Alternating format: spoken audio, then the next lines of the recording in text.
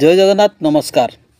आसतु नजर पकेबा मयूरभंज जिलार आज top news update कौन कौन सब रही किंतु तापूर्व आपण मानक गोटे अनुरोध वीडियोटी को संपूर्ण देखंतु आ जो मैंने प्रथम करी चैनल को आछंती सब्सक्राइब करंतु जाफल प्रत्येक नूतन वीडियो नोटिफिकेशन आपण सर्वप्रथम पाई परिबे। आज प्रथम खबर पवित्र स्वाधीनता दिवस को दृष्टि रखी बुधवार 9टा समय 100 मीटर लंबर जातीय पताका नहीं एक विशाल तिरंगा यात्रा बैसिंगा बजार परिक्रमा करिछि। बैसिंगा समेत आखपाख अंचल शताधिक पुरुष और महिला मानकु नहीं आयोजित यह विशाल तिरंगा यात्रा मोहरी छकटार बाहरी बैसिंगा बजार परिक्रमा करथिले।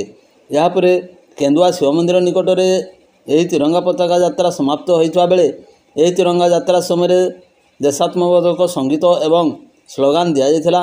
एथिरे भारतीय जनता पार्टी बैसिंगा मंडल शांतनु दली समेत बहु संख्यक कर्मकर्ता एवं नेतृगण जोग देइथिबा देखा मिलता। परवर्ती खबर बेआईन घर चालाण नहीं झिंकिरिया निकटर 5टी गरु उद्धार। मयूरभंज जिलार मरडा थाना अधीन झिंकिरिया निकट में बेआईन भाव घर चालाण होता खबर पाई पुलिस चढ़ाऊ करथिला। एक पिकअप भैन को जबत करने सह यह पिकअप भैन रे समस्त 5टी गरु को उद्धार करिछि पुलिस। यही घटना एक मामला रुजु करी पुलिस अधिक तदंत जारी रखी। एने बुधवार राति 8 घटिका समय पुलिस पक्षर सूचना प्रदान करा जायछि।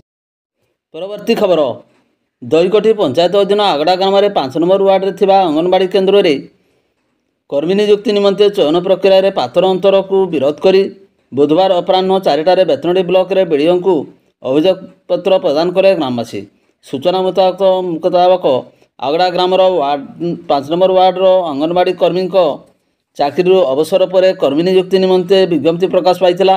एथिरे सावित्री मुर्मू नामक जड़े आदिवासी युवती आवेदन करिथिबारु सर्वे एरिया बाहर तांकर घर थिबारु तांको आवेदन पत्र को नाकच करथिले। यार प्रतिवाद करी सावित्री समेत ग्रामर वार्ड मेंबर और ग्रामवासी बेतनडी ब्लॉक परिसर में पहुंची बीडीओ को साक्षात करी समस्यार समाधान करने एवं विभिन्न दिग पर आलोचना करथिले। परवर्ती खबर हिंदू जागृति मंच पक्षर बांग्लादेश रे हिंदू हत्या नहीं जिलापाल कार्यालय विक्षोभ प्रदर्शन स्मारक पत्र प्रदान। सूचना अनुसार बांग्लादेश रे हिंदू हत्या एवं जगन्नाथ मूर्ति को जाली पड़ी अपमानित करने घटना सारा देश में विभिन्न संगठन तरफ प्रतिवाद जारी रही। यही परिप्रेक्षी में बुधवार हिंदू जागृति मंच तरफ बारीपदा बड़ जगन्नाथ मंदिर निकटर एक रैली बाहरी जिलापाल कार्यालय दिवा गोटाए समय पहुंची थे। सेठारे विक्षोभ प्रदर्शन करने सहित मान्यवर जिलापाल एवं मुख्यमंत्री के उद्देश्य मयूरभंज जिलापाल माध्यम एक स्मारक पत्र प्रदान करा जायछि। परवर्ती खबर उपखंड चिकित्सालय विभिन्न समस्या नहीं भंजसेना पक्षर मुख्यमंत्री के उद्देश्य उपखंड चिकित्सा अधिकारी को दायीपत्र प्रदान। उपखंड चिकित्सालय विभिन्न समस्या नहीं भंजसेना 5 फीट उपखंड शाखा पक्षर उपखंड चिकित्सालय संपर्क में विक्षोभ प्रदर्शन करने सहित मुख्यमंत्री के उद्देश्य मुख्य चिकित्सा अधिकारिणी डॉक्टर अनिता सिंह को देवा 12 घटिका समय एक दायीपत्र प्रदान करा जायछि। दाबीगुड़िक मध्य 5 फीट उपखंड में विभिन्न हस्पिटाल खाली पड़ता विभिन्न डाक्तर कर्मचारी पूरण करा जाऊ। उपखंड चिकित्सालय विभिन्न ब्लॉक रे थिबा गोष्ठी स्वास्थ्य केन्द्र एवं प्राथमिक स्वास्थ्य केन्द्र रे रोगी संख्या अनुसार डाक्तर नियुक्ति प्रदान करा जाऊ। करंजिया उपखंड विभिन्न स्वास्थ्य केन्द्र डाक्तर माने अनुपस्थित रहउतबारु तांकु विरुद्ध में दृढ़ कार्यानुष्ठान ग्रहण करा जाऊ। समस्त प्राथमिक गोष्ठी स्वास्थ्य केन्द्र में अल्ट्रासाउंड एक्सरे व्यवस्था करा जाऊ। रोगी मानकु निरामय रे समस्त रोगी मानकर चिकित्सा करा जाऊ। उपखंड मुख्य चिकित्सालय दीर्घ दिन खाली पड़िथिबा शल्य विशेषज्ञ एवं चक्षु विशेषज्ञ पदवी रे अविलंबे नियुक्ति प्रदान करा जाऊ। संगठन पक्षर दाबी करा जायछि। संगठन पक्षर जिला आदिवासी शाखा सभापति बाजुन हांसदा, उपसभापति दखला महंत, 5 फीट सभापति माइकेल महंत, जिला उपसभापति मोहम्मद फिरोज को नेतृत्व में शताधिक कर्मी यही कार्यक्रम में जोग देइथिबा देखा मिलता। परवर्ती खबर सामाखंडा ब्लॉक रे भूमिहीन मानकु जमीपटा बंटन कार्यक्रम अनुष्ठित।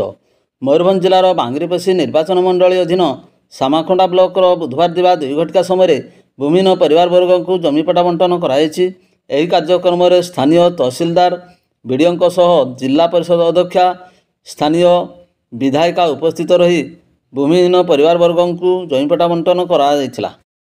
ପରବର୍ତ୍ତୀ ଖବର, ଖୁଣ୍ଟା ଥାନା ଅଞ୍ଚଳରେ ଜଣେ ନିଖୋଜ ଥିବା ନାବାଳିକାକୁ ଡୁକ୍ରା ଅଞ୍ଚଳରୁ ଉଦ୍ଧାର କଲା ପୋଲିସ। ସୂଚନା ଅନୁସାରେ ଖୁଣ୍ଟା ଥାନା ଅଞ୍ଚଳରେ ଜଣେ ନିଖୋଜ ଥିବା ନାବାଳିକାକୁ ଖୁଣ୍ଟା ପୋଲିସ ଦ୍ୱାରା ଡୁକ୍ରା ଅଞ୍ଚଳରୁ ରାତିରେ ଉଦ୍ଧାର କରାଯାଇଥିବା ନେଇ ପୋଲିସ ପକ୍ଷରୁ ସକାଳ 7 ଘଟିକା ସମୟରେ ସୂଚନା ଦିଆଯାଇଛି। ତେବେ ଏହି ଘଟଣାରେ ନାବାଳିକା ନିଖୋଜ ନେଇ ଖୁଣ୍ଟା ଥାନାରେ 253/2024ରେ ଏକ ମାମଲା ରୁଜୁ କରାଯାଇଥିଲା। ତେବେ ଖୁଣ୍ଟା ଥାନା ପୋଲିସ ନାବାଳିକାକୁ ଉଦ୍ଧାର କରି ତାଙ୍କ ପରିବାରବର୍ଗଙ୍କୁ ହସ୍ତାନ୍ତରିତ କରାଯାଇଥିବାର ସୂଚନା ଦିଆଯାଇଛି। ପରବର୍ତ୍ତୀ ଖବର, ବାରିପଦା ଛଉପଡ଼ିଆଠାରେ ନ୍ୟୁ ରାଜସ୍ଥାନ କଟନ ଫ୍ୟାବ ଉଦ୍ଘାଟନ କାର୍ଯ୍ୟକ୍ରମରେ ଯୋଗ ଦେଲେ ବାରିପଦା ବିଧାୟକ ପ୍ରକାଶ ସୋରେନ। ବାରିପଦାର ଛଉପଡ଼ିଆଠାରେ ନ୍ୟୁ ରାଜସ୍ଥାନ କଟନ ଫ୍ୟାବ ସନ୍ଧ୍ୟା 7 ଘଟିକା ସମୟରେ ଉଦ୍ଘାଟିତ ହୋଇଯାଇଛି। ଏହି ଉଦ୍ଘାଟନ ଉତ୍ସବରେ ମୁଖ୍ୟ ଅତିଥି ଭାବେ ବାରିପଦାର ବିଧାୟକ ପ୍ରକାଶ ସୋରେନ, ସମ୍ମାନିତ ଅତିଥି ଭାବେ ସମାଜସେବୀ ସୁଧୀର ବେହେରା, ଶିବାନନ୍ଦ ମିଶ୍ର ଏବଂ ବିଶ୍ୱନାରାୟଣ ଆଦିତ୍ୟବାବୁ ପ୍ରମୁଖ ଯୋଗ ଦେଇ ପ୍ରଦର୍ଶନୀକୁ ଉଦ୍ଘାଟନ କରିଥିଲେ। ଗୋଟିଏ ସ୍ଥାନରେ ଭାରତର ବିଭିନ୍ନ ରାଜ୍ୟର ହସ୍ତତନ୍ତ ଏବଂ ହସ୍ତଶିଳ୍ପ ସାମଗ୍ରୀ ସୁଲଭ ମୂଲ୍ୟରେ ମିଳୁଥିବାରୁ ଆୟୋଜକ ସଂସ୍ଥାକୁ ସାଧୁବାଦ ଜଣାଇଥିଲେ। ପରବର୍ତ୍ତୀ ଖବର, ବେତନଟୀ ଥାନା କୃଷ୍ଣଚନ୍ଦ୍ରପୁର ଫାଣ୍ଡି ଅଧୀନ ନୂଆତାରଣା ଗ୍ରାମରେ ଅଶ୍ଳୀଳ ଭାଷାରେ ଗାଳିଗୁଲଜ, ମରଣାନ୍ତକ ଆକ୍ରମଣ ସହିତ ହତ୍ୟା ଧମକ ଅଭିଯୋଗରେ ବୁଧବାର ରାତି 10ଟାରେ ମାମଲା ରୁଜୁ କରି ତଦନ୍ତ ଆରମ୍ଭ କଲା ବେତନଟୀ ପୋଲିସ। ଏତଲାକାରୀ ବିନୋଦ ଟୁଡୁଙ୍କ ଅଭିଯୋଗ ମୁତାବକ ଘର ପାଖରେ ଥିବା ପଡ଼ୋଶୀ ପ୍ରଶାନ୍ତ ସୋରେନ ଡାକିବା ସହିତ ଅଶ୍ଳୀଳ ଭାଷାରେ ଗାଳିଗୁଲଜ କରିଥିଲା। ଟଣାଟଣା କରି ନିସ୍ତୁକ ମାଡ଼ ମାରିବା ସହିତ ହତ୍ୟା ଧମକ ମଧ୍ୟ ଦେଇଥିଲା। ଏଥିରେ ତା'ର ବାପା ମା ତାଙ୍କୁ ସହଯୋଗ କରିଥିଲେ, ଏନେଇ ଏତଲାରେ ଦର୍ଶାଇଛନ୍ତି। ଏନେଇ ବିନୋଦ ଟୁଡୁଙ୍କ ଏତଲା କ୍ରମେ ବେତନଟୀ ପୋଲିସ ବୁଧବାର ରାତି 10ଟାରେ 225 ନମ୍ବରରେ ମାମଲା ରୁଜୁ କରି ତଦନ୍ତ ଆରମ୍ଭ କରିଛି। ପରବର୍ତ୍ତୀ ଖବର, ବୈଶିଙ୍ଗା ପୋଲିସ ପକ୍ଷରୁ ଗାଡ଼ି ମଟର ଯାଞ୍ଚ ସମୟରେ 18 ନମ୍ବର ଜାତୀୟ ରାଜପଥରେ ମଦ୍ୟପାନ କରି ଗାଡ଼ି ଚଳାଇ ଆସୁଥିବା ବେଳେ ବୈଶିଙ୍ଗା ବଜାରଠାରେ ମଦ୍ୟପ ଗାଡ଼ି ଚାଳକଙ୍କୁ ଧରିବା ସହିତ ବୁଧବାର ରାତି 10ଟା ସମୟରେ ମାମଲା ରୁଜୁ କରି ତଦନ୍ତ ଆରମ୍ଭ କଲା ବୈଶିଙ୍ଗା ପୋଲିସ।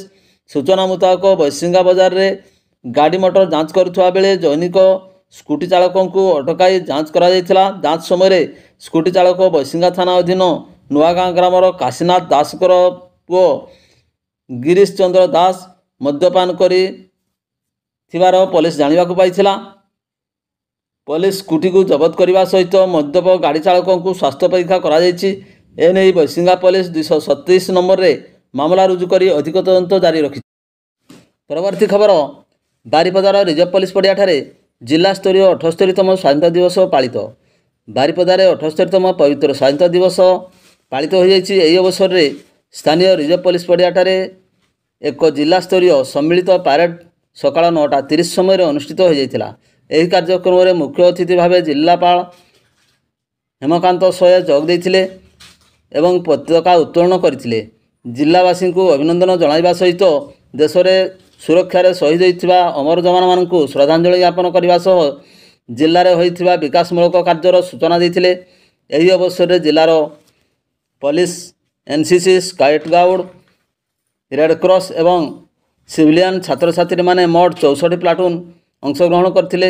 ଜିଲ୍ଲାର ବିଭିନ୍ନ କ୍ଷେତ୍ରରେ କାର୍ଯ୍ୟଦକ୍ଷତା ପାଇଁ ଛାତ୍ରଛାତ୍ରୀମାନଙ୍କୁ ସମ୍ମାନିତ କରାଯାଇଥିଲା। ପରବର୍ତ୍ତୀ ଖବର, ବାରିପଦା ଟାଉନ ପୋଲିସ ଦ୍ୱାରା ବ୍ରାଉନ୍ ସୁଗାର ଜବତ, 2 ଜଣ ଗିରଫ। ବାରିପଦା ଟାଉନ ପୋଲିସ ଦ୍ୱାରା 80,000 ଟଙ୍କାର 9.2 ଗ୍ରାମ ବ୍ରାଉନ୍ ସୁଗାର ଜବତ ସହିତ 2ଟି ମୋବାଇଲ ସହିତ ଏହି କାରବାରରେ ଲିପ୍ତ ଥିବା 2 ଜଣଙ୍କୁ ଗିରଫ କରିଛି ବାରିପଦା ଟାଉନ ଥାନା ପୋଲିସ। ବାରିପଦା ଟାଉନ ପୋଲିସର ଇନ୍ସପେକ୍ଟର ଏସ୍ ସୋରେନ ଏହାର ଅଧିକ ତଦନ୍ତ ଜାରି ରଖିଛନ୍ତି। ତେବେ ଏ ବାବଦରେ ପୋଲିସ ସକାଳ 7 ଘଟିକା ସମୟରେ ସୂଚନା ପ୍ରଦାନ କରିଛି, କିନ୍ତୁ କେବେ ଏବଂ କେଉଁଠାରୁ ଏବଂ